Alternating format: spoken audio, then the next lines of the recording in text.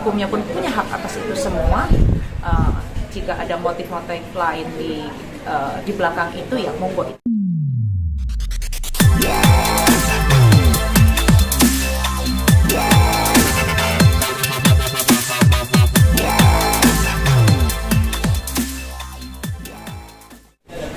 Awalnya dari sebenarnya itu cekcoknya dari sebelum berumah tangga ya. Jadi itu tuh konfliknya dari antar keluarga dulu, namanya mau menikah itu kan sudah pasti akan berkonflik antara kedua belah pihak gitu kan. Satu, yang kedua mereka ini menikah itu kan karena awalnya itu dari ta'aruf, jadi belum ada saling mengenal antara satu dengan yang lainnya. Jadi wajar ketika mereka pada saat dari sejak awal hingga saat ini tidak ada kecocokan itu, ya sudah pasti kita bisa memaklumi itu semua. Seperti itu sih gitu kan. Dan Mbak Sarah ini kan dari ibu rumah tangga ya, sebelumnya kan sudah berumah tangga juga kan. Oh, berarti status dia janda. Janda, ini adalah pernikahan Mbak Sarah yang kedua. Dan Mas Rizal basicnya seorang entertain, Mbak Sarah itu ya di rumah gitu kan, ibu rumah tangga. Jadi mungkin antara dua basic yang berbeda itu akhirnya terjadi ketidaksinkronan dan akhirnya berkonflik sampai hari ini. Pada saat itu Bang Rizal sendiri tahu nggak sih statusnya Mbak Sarah ini adalah seorang janda atau yang sudah pernah menikah? Maaf, dia punya anak atau bagaimana? Yang Bang Faris tahu? Kalau setahu saya yang disampaikan oleh Mas Rizal tahu, tapi tidak disampaikan Mbak Sarah, cuma memang dikip sama Mas Rizal. Jadi karena memang niatnya adalah baik ya, masing-masing pihak semuanya niatnya baik, menjalankan ta'aruf dan mencoba mencari mencoba berumah tangga, akan tetapi ya mungkin karena dari dua sisi yang berbeda yang disebutkan oleh Mbak Mila, Mas Rizal sebagai seorang entertain, Mbak Sarah yang awalnya adalah sebagai ibu rumah tangga, sehingga mungkin masing-masing kaget ya kan, dengan dunia masing-masing kaget. Jadi timbullah cekcok-cekcok seperti itu.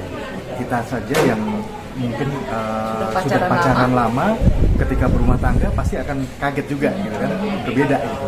Nah, apalagi yang hanya kenal tiga kali pertemuan langsung menikah.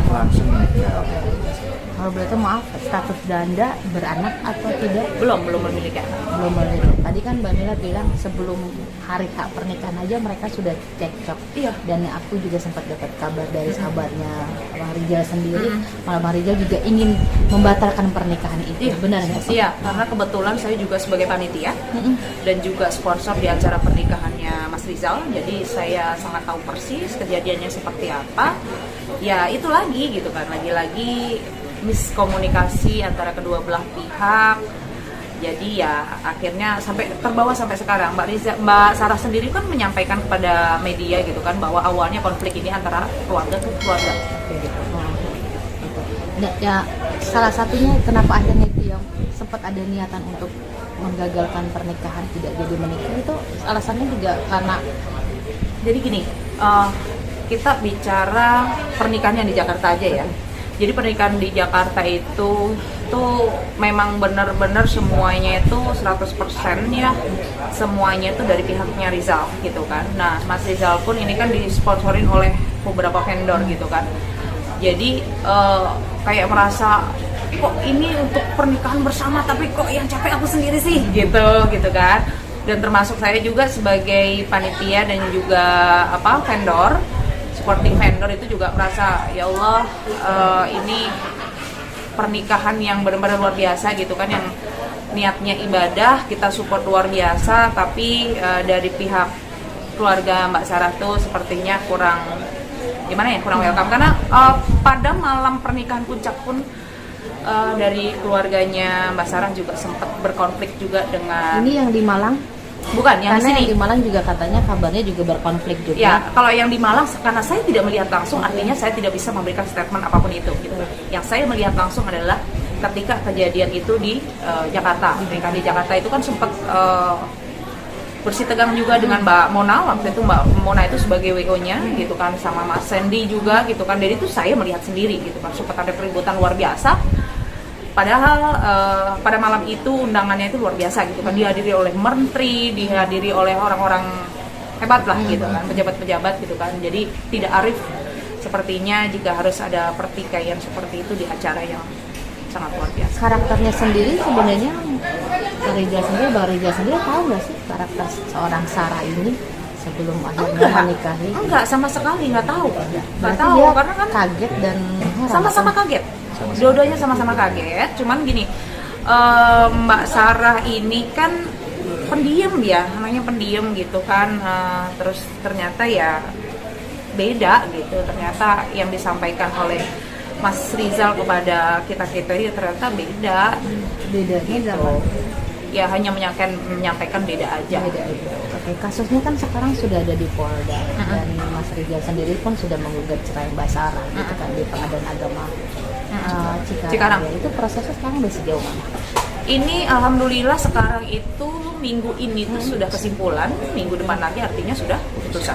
Putusan apa yang akhirnya Mas Rizal menggugat cerai? Apa karena lagi ada Karena percakapan itu? sudah tidak cocok lagi dan beliau merasa sudah tidak bisa lagi dibenahi. Benar nggak sih 2 bulan pernikahan mereka sudah ribut dan sudah pisah rumah? Sepertinya yang tahu mereka ya, kalau untuk tepatnya itu saya nggak tahu karena saya nggak melihat gitu kan. Kalau untuk sering pisah rumah itu ya sering curhat sama saya gitu kan. Cuman ya Rizal itu karakternya gini, Mas Rizal itu ketika ribut itu nggak mau ribut yang besar terjadi apa. Kalau misalnya udah nggak bisa ke handle, udah dia pergi gitu kan. Itu perginya kan pasti ke rumah saudaranya gitu, ke rumah tantenya, ke omnya gitu sih. Sudah berapa lama pisah rumah? Mungkin ini sudah terjadi sebelum gugatan dilahirkan. Tuduhan-tuduhan untuk Mas Rizal sendiri yang dilaporkan di Polda Metro Jaya sebagai kuasa hukum seperti apa ya? Seperti yang kita ketahui bersama ya Mbak, bahwa tuduhan-tuduhan yang disampaikan oleh Mbak Sarah kepada Mas Rizal itu ada dugaan KDRT, terus kemudian ada juga dugaan penyimpangan seksual. Tetapi yang disampaikan oleh Mas Rizal kepada kami sebagai tim kuasa hukum bahwa tuduhan-tuduhan itu sepenuhnya tidak benar, dan itu yang akan kami buktikan. Makanya sampai dengan saat ini kami masih mengumpulkan bukti-bukti yang akan bisa mematahkan dalil-dalil yang disampaikan oleh Mbak Sarah dan tim kuasa hukum. Berarti semua apa yang dituduhkan ke Mbak Rizal sendiri dia tidak merasa berbuat seperti itu ya? Ya, itu yang disampaikan oleh Untuk Mas tidak Rizal. menafkahinya itu gimana tuh? Kalau tidak menafkahinya sendiri yang disampaikan sama Mbak Sarah kami sebenarnya tidak tahu ya, tetapi berdasarkan pengakuan Mas Rizal bahwa selama pernikahan itu Mbak Sarah dia nafkahi. Bahkan Mas Rizal menyampaikan ada bukti-bukti transfer. Nah itulah yang akan kami gunakan sebagai alat bukti nanti di kepolisian nantinya. Ketika tahu akhirnya Bang Rizal dilaporkan ke Polda Metro Jaya, sikap dan komentar Bang Rizal sendiri seperti apa kan? Sedih karena gini, niatnya baik gitu kan, di awal niatnya baik, pengen beribadah, pengen menikah gitu kan. Nantinya kan ketika seseorang sudah memutuskan untuk menikah, apalagi melalui jalur ta'aruf, itu kan suatu perjuangan yang luar biasa gitu kan. Ternyata endingnya seperti ini menyedihkan. Saya pun sebagai seorang sahabat itu sedih karena saya turut serta sejak awal mereka berkenalan sampai hari ini saya mengikuti mereka itu seperti apa prosesnya gitu kan. Yang saya sedihkan itu bukannya lagi-lagi saya nggak ikhlas gitu kan. Saya pernah sampaikan kepada Riza bahwasanya saya sebagai sahabat, kita akan support pernikahan sedemikian rupa seperti impian kalian gitu kan. Karena pengen menikah ala-ala Timur Tengah gitu kan, kita wujudkan itu. Tapi janji ya sama kita ya, nggak boleh cerai. Kalau sampai cerai balikin duit gue. Sampai pernah saya sampaikan seperti itu ke Riza. Cuman saya juga akhirnya sedih gitu kan, ya Allah gitu kan. Saya hampir 3 bulan loh nggak tidur untuk ngurusin acara nikahnya Riza. Ending-endingnya seperti ini, sedih saya gitu kan. Rizal pengen hidup lebih baik gitu kan. Setiap orang itu pasti punya masa lalu yang baik. Dan ketika niat baiknya ternyata endingnya seperti ini gitu kan. Ini sedih. Saya tuh harapannya gini, kalaupun memang udah nggak bisa bersatu lagi, baik-baiklah gitu kan. Ingatlah kalian itu pernah saling mencinta, pernah satu rumah, dan perjuangan seorang Rizal dan juga teman-temannya ini untuk mewujudkan mimpi kalian semua di hari pernikahan ini luar biasa. Karena ini yang kolaborasi itu tidak hanya 1-2 orang, ratusan orang Mbak. Vendornya itu ratusan orang, bayangkan itu. Endingnya seperti ini. Sedih banget. Sedih banget. Gitu. Pihak sana warawiri, Ya. wawancara dimanapun, termasuk di salah satu program TV. Berpikir nggak sih kalau dia ini ingin pansos? Saya tidak bisa menuduh, dan Mbak Sarah punya hak atas itu, kuasa hukumnya pun punya hak atas itu semua. Jika ada motif-motif lain di belakang itu, ya monggo, itu haknya mereka gitu. Untuk Bang Rizal sendiri sampai saat ini, sampai detik ini tidak keluar, kenapa? Ya itu tadi yang sudah saya sampaikan, bahwasannya giat beliau sangat padat. Kalau hari ini ternyata memang ya suaranya menghabis. Tadi malam pun sakit, kita tuh telepon tadi malam sampai jam 3. Itu memang sakit karena kemarin juga full event. Terus beliau juga ngajar online kan, ngajar S2 gitu kan.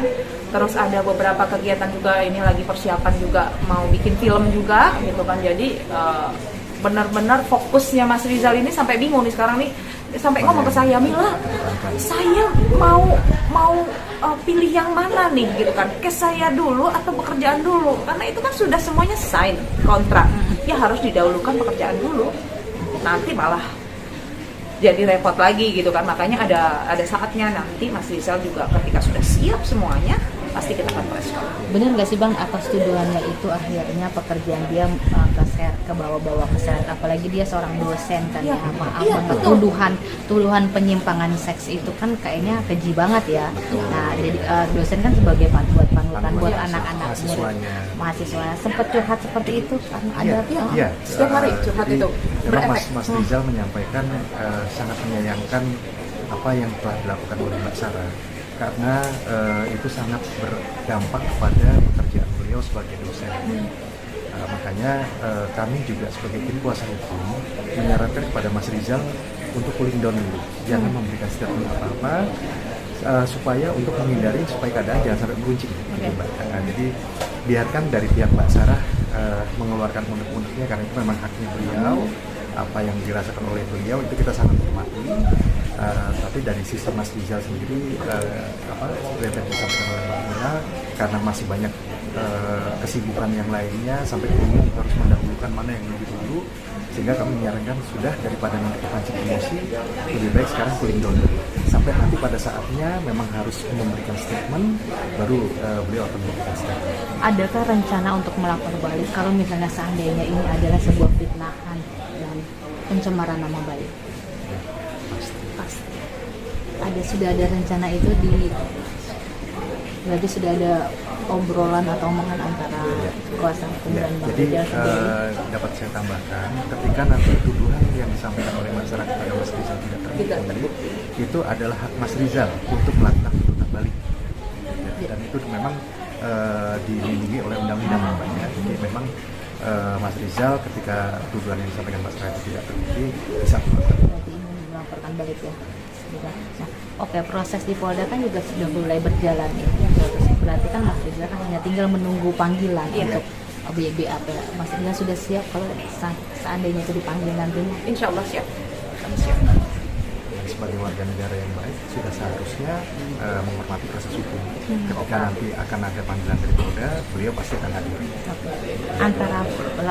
Antara lawyer dan pihak lawyer sana sudah ada komunikasi kah? Oh, sampai saat ini belum, tapi saya sendiri sebelum saya menandatangani surat kuasa dari saudara Rizal, itu saya sudah coba untuk menghubungi Sarah, karena kebetulan saya juga kenal dekat dengan Sarah gitu kan, tapi tidak direspon sama sekali. Tidak direspon. Kami sebagai tim kuasa hukum tetap mengupayakan upaya persuasif ya. Jadi di luar proses hukum, kami juga akan mencoba melakukan upaya mediasi juga. Kalau dari pihak sana berkenan, insya Allah pasti akan ada solusi yang terbaik. Oke.